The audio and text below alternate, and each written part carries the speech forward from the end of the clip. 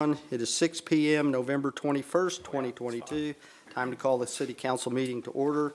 Ms. Rhodes, roll call, please. Yes, sir. Mr. Austin? Mr. Buchan? Way down here, yes. Ms. Price? Here. Ms. McGinnis? Here. Ms. Nally? Here. Mr. Prime? Here. Mr. Taylor? Here. Sir, you have a quorum. Thank you, ma'am. Mr. Brian Reese, prayer and pledge. Yes, sir. I invite you to join me. Our Father, we come to you this evening, and as we just want to stop and pause and think about the week ahead. We have so much to be thankful for. We're thankful for the people you've put in our lives, just the health that we have to live and use for some of us to earn an income and contribute to society. We thank you for all the blessings provisionally that you've given to us, and may we take this week and really just think about all the things we have to be grateful for. And Lord, we thank you. Thank you, Lord. May we give thanks to you for your many blessings. I pray tonight for this meeting. I pray that you give all this council just wisdom and discernment for the decisions they make. May they be good for this city and its residents.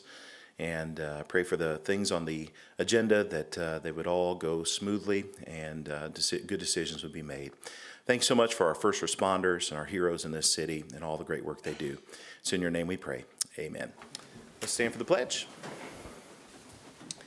I pledge allegiance to the flag of the United States of America and to the republic for which it stands, one nation, under God, indivisible, with liberty and justice for all. You may be seated.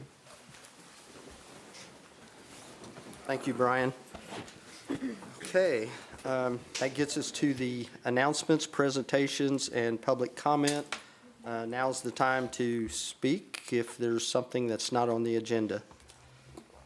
Yes, sir. I do it from here. No, go up there. You got to go up there, Les. You know the Come on, rules. Les. I can talk loud enough, I don't need a microphone. Thank you for giving me a minute to talk. I would like to let people know, if you haven't seen it yet, that Frank Dean is holding a fundraiser tomorrow night at Richards for Turning Point Domestic Violence Services, and get a chance to come out. It's a great event. Thank you. Thank you, Les. Anyone else? Okay, hearing none, we'll go into old business. There is no old business, so we'll go right into new business. Need a motion to read by title only. So moved. Second. We have a motion and a second. All those in favor? Aye. Any opposed? Okay, hearing none, we'll go right into number one, the I-65 integrated Integrated.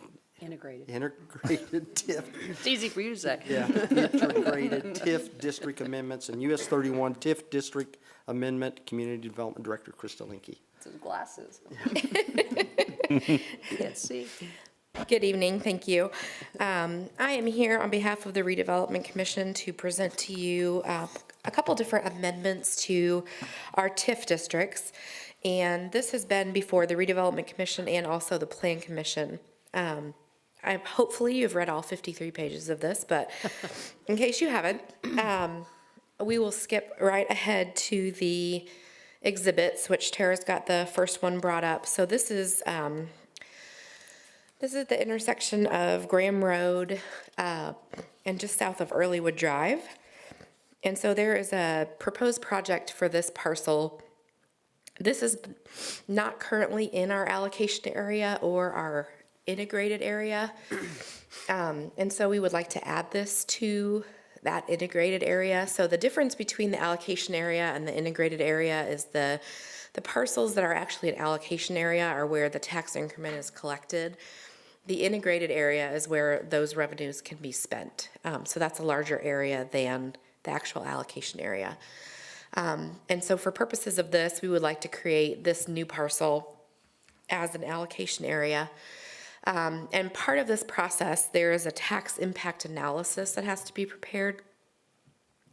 And so there are a lot of assumptions that are made of what not only the construction of this will be, because we don't have a definitive project yet.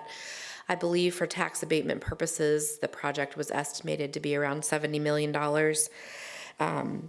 For planning purposes, The details that Jeff Peters used based on assessed value, he used a $14 million, $428,000 for this property. So there's a lot that goes into this tax impact analysis. I did not prepare the tax impact analysis. I don't pretend to be a municipal finance person on TV even. But I do have the report, so I will read you the numbers that he prepared. So that increment, so if this project were to move forward and, for example, this were to be assessed at $14,428,000, it would have an impact on the tax rate if it was not put into an allocation area, which would drive the tax rate down slightly. And so there's the circuit breaker that comes into play, as you all know. The difference on an annual basis with that circuit breaker would be about $39,000 in tax revenue. And so if this is put in an allocation area, that circuit breaker and that tax rate, those are not affected the same way. And I'm very much oversimplifying this because I don't honestly understand it as much as Jeff Peters does. But the overall, if this is put into an allocation area, the overall tax impact to all of the other taxing entities for just this piece of property is $51,000 a year. So you can kind of see the difference where if it's not put into an allocation area, we collect less taxes than if we put it into an allocation area. So while some of the taxing entities are losing, I guess if you looked at the numbers, they're losing a certain dollar amount per year. I would argue on the RDC's behalf that they're actually gaining more than they're losing, because with this investment, we're collecting the real property taxes. There's going to be build out on this. There's going to be personal property on this. There's going to be jobs associated with this building, this very large building. So you're going to have income tax generated from here, personal property tax generated here. And so a lot of times what we find is, yes, this is an allocation area and these funds are redirected to the Redevelopment Commission, but all of these other taxing entities, like the county, the township, even the city, the school, the library, and the solid waste district, without this project, if we didn't make this an allocation area to put this road in and put the infrastructure in that's necessary to attract this company, all of those other benefits wouldn't be realized either, because they wouldn't locate here. And so it's kind of that trade-off of what are we investing in order to attract a good company, and what is the Redevelopment Commission getting to repay those infrastructure costs versus what the other taxing entities receive. So it's, like I said, this is an impact analysis, but it is hard to say, exactly what it will be assessed at and what those real numbers are, but just for informational purposes, that's what's been, we have to provide some kind of analysis, and so those are the numbers for this particular property. Are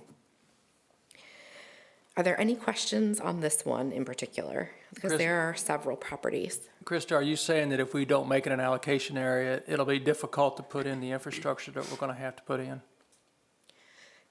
It would be impossible, yes.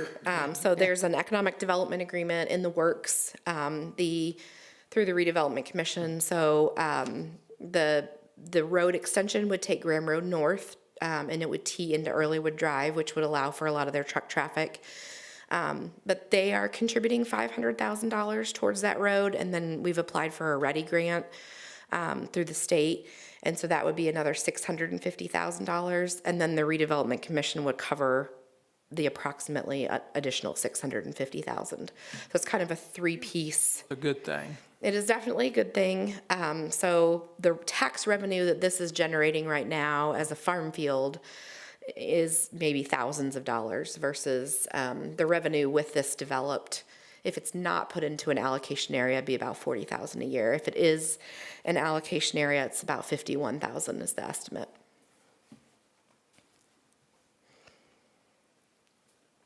Okay. All right. The next one is, this is Exhibit D, and this is the property at State Road 44 and 600 East. Both of these parcels that are highlighted up there for you, they were annexed into the city. We have a potential project for this property. This also requires some sewer improvements, and then 600 East is a county road. And so for a 100-acre development, obviously that type of road would not support that type of industrial development. And so there would need to be some major infrastructure improvements there for that along 600 East. And then we're also looking at possibly a roundabout on State Road 44 to help slow down kind of that traffic coming in from the Shelbyville into kind of this industrial area east of 65. So those are potential improvements that would be needed there as well. Because of the size of this property, the hypothetical increase assessed value that Jeff Peters used for his assessment was $40 million. $40 million increase in assessed value. So the annual estimated reduction to the circuit breaker tax credits on an annual basis is $42,000. And then if this is made an allocation area, the tax impact to the other taxing entities is $74,549 per year. So that's the difference of what we would collect through the redevelopment commission versus what the other taxing entities would receive for this property. Once this allocation area, I should note, expires, it does have an expiration date, all of those funds would be released into those other taxing units as well. And again, you would still have the additional personal property, income taxes, and all the other taxes that are generated that you wouldn't have without this project. Okay, the next one is the Kelsey Farm property. This is just off of US 31 between Paul Hand Boulevard, and then it goes over all the way over to Graham Road. So this is a large tract of land, and it is, this is a large property over, I think it's 140 acres. So the assessed value, there'd be several buildings on this over a period of time. So the assessed value used by Jeff for this one was 170 million increase in assessed value. So the impact on the circuit breaker would be approximately 468,000 a year. And then the tax and circuit breaker impact by making this an allocation area would be 604,000 a year for this, just this property alone, if it were completely developed, which we don't expect it to all develop at once. We expect there to be several phases and several buildings. But for planning purposes, those are the numbers that were used on this one. Yes. Krista, on the Kelsey one, can you explain the turquoise box and the yellow boxes? Is that all of it going to be an allocation area? So all three would. So there's actually 3 parcels there. Okay. And that's just how they're So we're going to platted do them now. all right now. But all 3 parcels would be made an allocation area. Going back to the one on 44, then that box that was in the yellow, is that going to be a would. allocation else? Okay. Yeah, it's just the way, I think, Beacon does the first parcel, and then the second and third are different colors. They don't mean anything? They don't mean anything, Okay. not for this. The last one for this I-65 TIF district, this is a new one. This is Exhibit F, and this is the Patriot Products and Loggle allocation area. This is up kind of in the same area, and I should note that all of these properties were already in the integrated area. They just weren't actual allocation areas. So you could spend money here. We just weren't collecting money here because there were no projects. There was no tax increment to collect. And this is actually under construction. And so there's a project here. This was assumed to have an incremental assessed value of $8,421,000. And so the circuit breaker impact is $23,148. And then the overall, to make this an allocation area, would be $29,886 per year for this one. And that is the last of the I-65. If you keep scrolling down, there's one more, Jim Black Road. This is the Pure Peterson development. This is just east of Mitsubishi, east of I-65, and this is under construction now. The assessed value estimate that Jeff Peters used was $28,350,000 for this project. So the increment for the circuit breaker is $40,830, and then for an allocation area, it would be $63,513 for that one. And that is already in our integrated area as well. So this would just be taking that out of the allocation area that it's already in, and making that one parcel its own allocation area so that it has its own expiration date. Because we did a bond in 2015, that started the expiration date on the allocation area that this is already in. And so we would lose those 8-10 years of tax revenue. So by removing this and creating its own, we would establish a new date for this allocation area. So that's why we want to amend this one. If you keep scrolling down, there's the very last page, page 53. This parcel is part of the US 31 TIF area. And this is a parcel, if you're familiar along US 31, this is where the formerly Matlock, now Hubler Ford is located. You can see the kind of the older building in front. There is a new building under construction behind it. So this parcel is already part of this integrated area. We would just like to add it to the allocation area. When we created the allocation areas along US 31, we didn't include this parcel because we weren't expecting there to be additional development since this parcel had already been developed. But because of the size and proposed assessed value of this new building, we thought it was worth including in that allocation area. So for planning purposes, that assessed value is estimated at $6.8 million for that new building that's behind there. So that would have approximately $18,000 impact with a circuit breaker, and then $24,183 for the allocation area on an annual basis by adding this to the US 31 allocation. I don't mean to keep asking questions. I'm Because glad you I do. really want to go to, I got a birthday party I'm going to go to. I know. I'm trying to be fast as possible. No, but I need to, I know this is so interesting to everyone in the room. The way I understand it, since they can, are we going to be able to get the increased value of on the improvements up on this one behind Matlock? Did we miss the Yes. boat on that? Or? No, so the timing of this is that's why we're here and always do our TIF amendments at the end of the year, is as long as it's before the end of the year, because of the assessed value is not changed until January of the following year. Even some of the other parcels that I mentioned have projects under construction, we would be able to capture that increment in assessed value for the calendar year of 2022. Okay. Before that new assessed value is finalized for 23. I won't ask any more questions. Okay, good questions. Glad you're asking him, Bob. Krista, just as a point of order, as we look at our agenda, the first items, you're referencing exhibits and things. There are no exhibits for the resolutions for this council. Those were the exhibits attached to, I love hearing it now for this third time, I guess. Yes.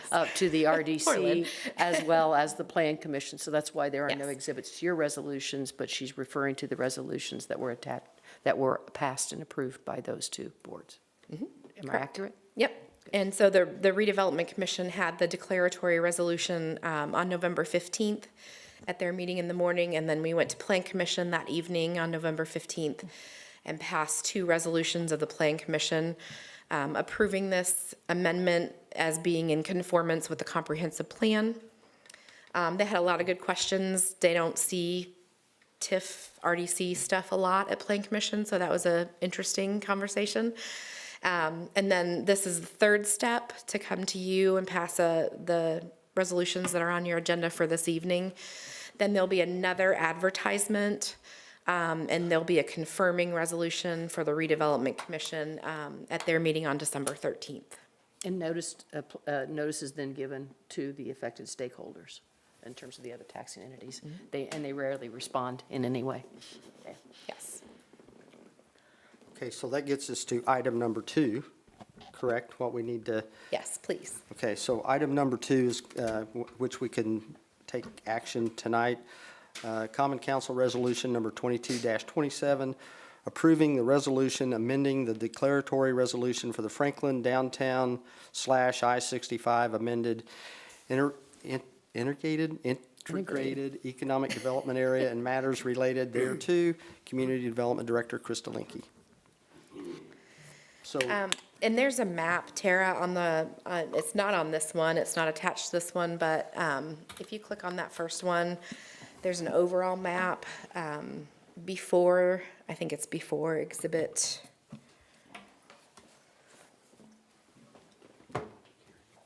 C. You don't have to. That shows the full integrated area with the new allocation areas. It's like a blue and green map. But that shows all of them combined.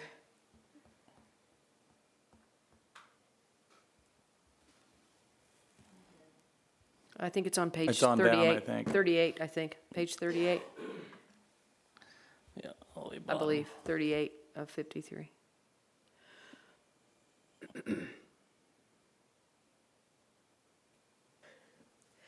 All the maps. There we it go. is. There Yep, we go. that's it. That's it.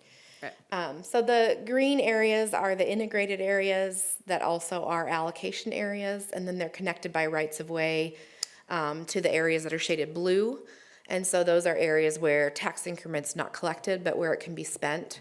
And so then the new areas that I just went through parcel by parcel for the tax impact analysis, those are the kind of the purple hatched areas. Those are the new areas that we're proposing this evening. And also, I don't believe that it's required that we have a public hearing. However, if there's anyone in the public that has a question, comment, feel free to do that now. So we open it up for public hearing. Okay, now we'll close public hearing. So any questions from the council for Krista?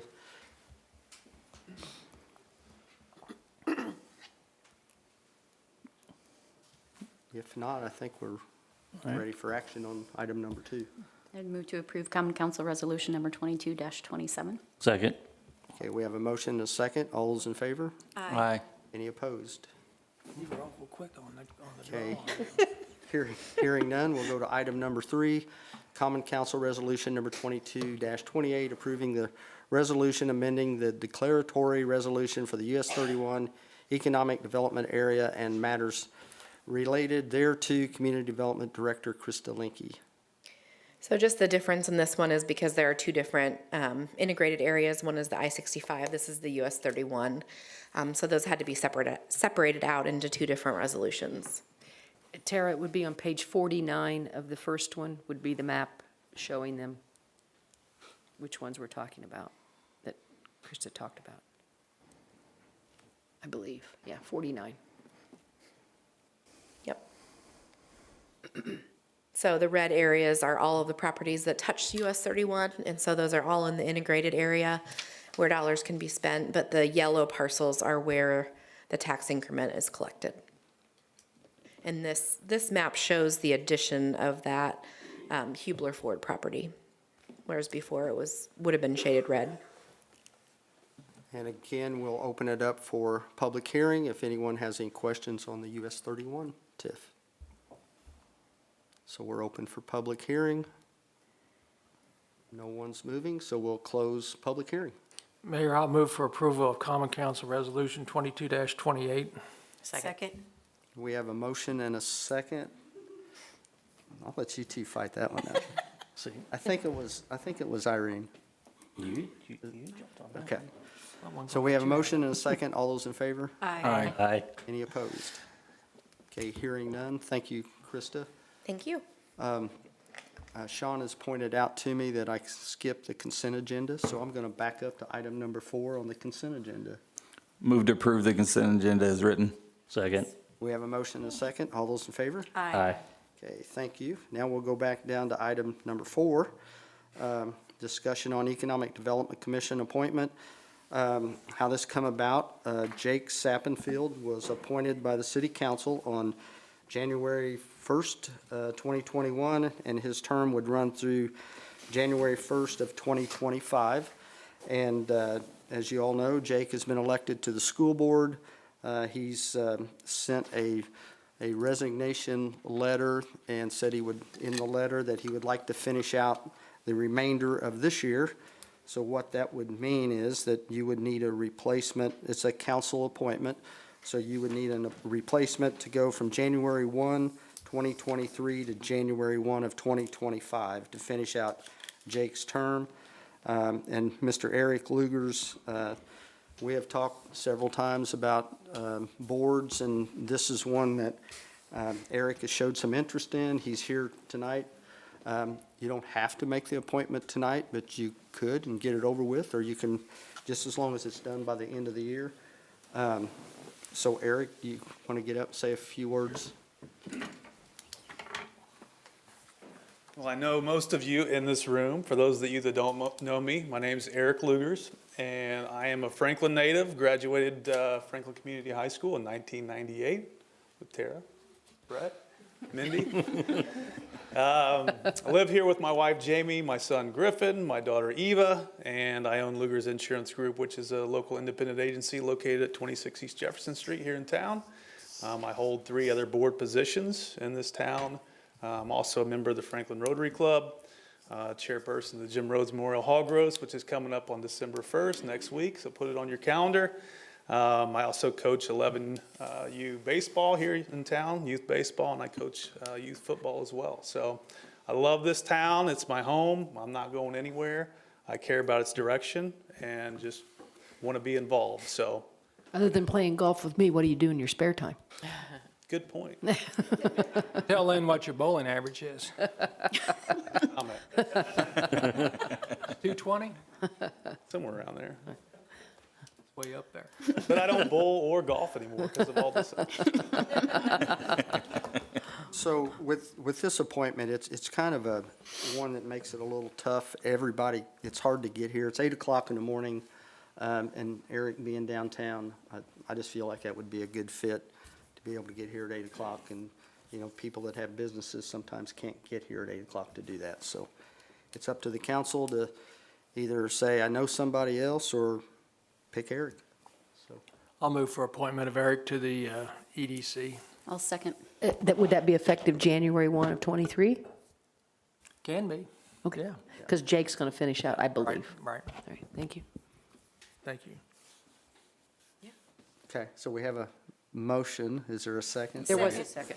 Yeah, Ann got the second. You got that Yeah. one? It's my neighbor, so I feel like I should at least second it. Yeah. Okay. I will see you daily. I didn't want to put that out there, though, in case there's a conflict of interest. We have a motion and a second for Mr. Eric Lugers to start his term January 1, 2023, to finish through January 1, 2025. Council appointment. All those in favor? Aye. Any opposed? Eric, if you get a chance, there are some forms that Jane needs you to sign, an oth and those kind of things. So stop in the clerk Tonight or treasurer's office. whenever? Yeah, whenever, just Yeah, before the first of the Let's get year. through the hog roast. How about that? Okay. Thank you. Thank you. Thank you, Eric. Okay, that gets us to council comments. Kenny's not here. Mr. Hukin, None, thank you. Ms. McGinnis, I just hope everyone has a great Thanksgiving. Mrs. Nally, No, none for me, just happy Thanksgiving. Ms. Price, I'm good, thank you. Mr. Prine, No comments tonight. Mr. Taylor. Just happy Thanksgiving and safe travels if you're traveling on the road, so that's it. Thank you, sir. How about Kinley? Do you want to introduce your cohorts here at the Yeah. Mayor's Youth Council? Absolutely. So I'm Kinley Shoemaker. I'm from the Franklin Mayor's Youth Leadership Council. And then if you guys want to introduce yourself, I don't want to take your thunder. I'm Jolie Galau. I'm Lizzie Williams.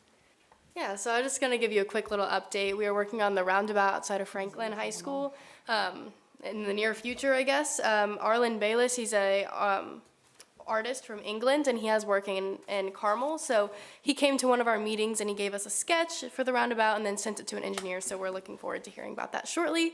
And then other things, we're going to the winter market again and selling some baked goods. So come support us. And then also we're working on participating in the Christmas Angels this year. So fun holiday stuff. Thank you, Kinley. Looking forward to the presentation that the Mayor's Youth Council will give to the City Council when they get a little bit further down the road, so it's coming. Okay, Tara, do you have anything? Great update, Thanks. That's it.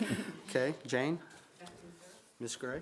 Why do you always put me back after the Mayor's Youth Council? They all like her. What am I supposed to do now? Nothing? Okay. I don't have anything. Hope everyone has a great Thanksgiving and appreciate all the hard work you do. So we need a motion to adjourn. So moved. Second. All those in favor? Aye. Okay, thank you. Thank you.